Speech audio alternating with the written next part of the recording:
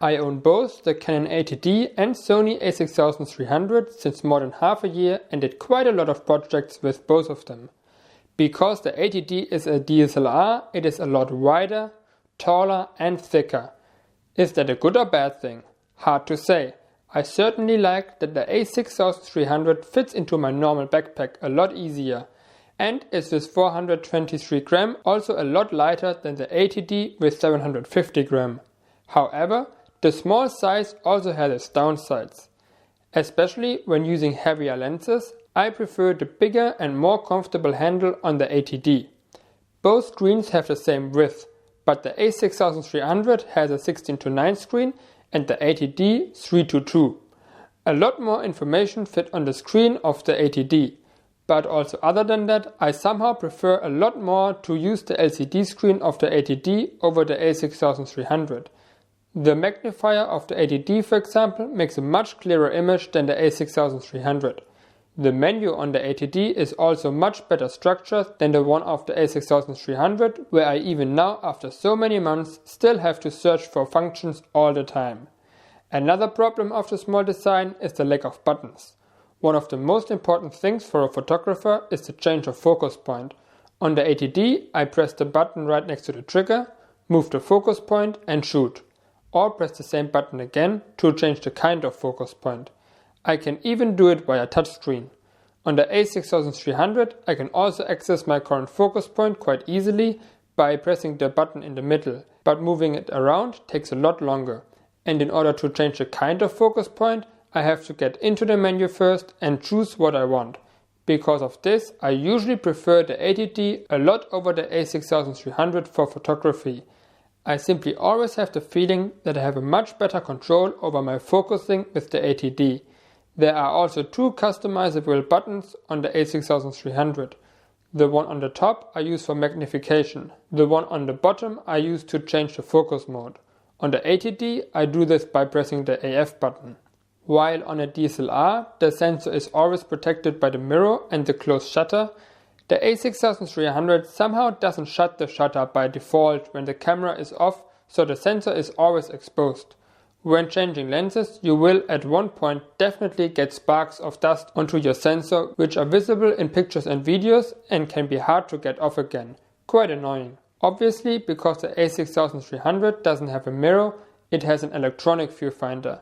At first I really found it strange and didn't like it at all, but by now I actually like it quite a lot. You get the image exactly like it will be when you record it.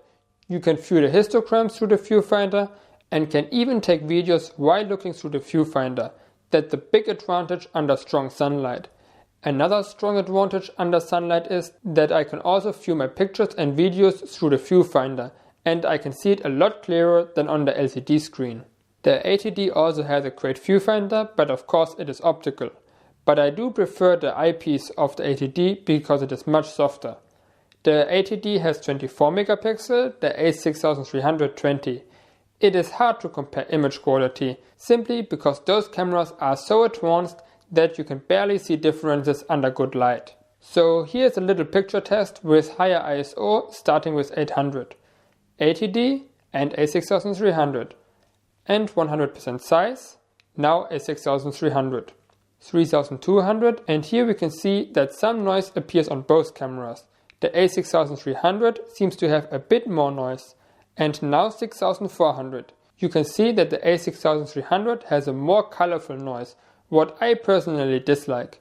I also did other tests, but as before, under good light conditions it is very hard to state a difference. At higher ISO levels, I slightly prefer the a6300, but as I said, it is very hard to notice differences. I wanted to find out how well the cameras perform in RAW, when wanting to bring back shadows and blacks. So those two pictures are greatly underexposed, but with Lightroom I could bring them back to life and both of them don't look too bad. When zooming in on the Casewiz logo, I think the a6300 does a better job, but the difference is even more severe when looking into the dark areas, where the noise pattern of the a6300 seems to be a lot less strong than of the 80D. One special feature of the a6300 is the burst mode. The camera can take up to 11 frames per second. Only because of this I was able to take pictures of this little nut shooting through the tube and getting smashed by a hammer. If you want to use the autofocus, you can only have 8 fps. On the ATD, 7. Let's talk about the video mode. I made 2 other videos in which I made a side-by-side comparison. The a6300 clearly shines in 4K. The full pixel 6K readout is simply amazing and the amount of details is mind-blowing. In comparison, the ATD looks very dull, almost like out of focus. In Full HD, however, the a6300 loses all of its benefits. The result is pretty much the same like what the ATD delivers. So no matter whether you plan to watch your videos on 4K or not, you have to record in 4K in order to get the kind of details the camera is capable to deliver. While the ATD can only record up to 50 or 60 fps, the a6300 can record with 100 or 120 fps in Full HD, so you can use 4 times slow motion, what is so great and really fun to use. It however crops a bit more in. So why would you use the ATD for video mode? Several reasons.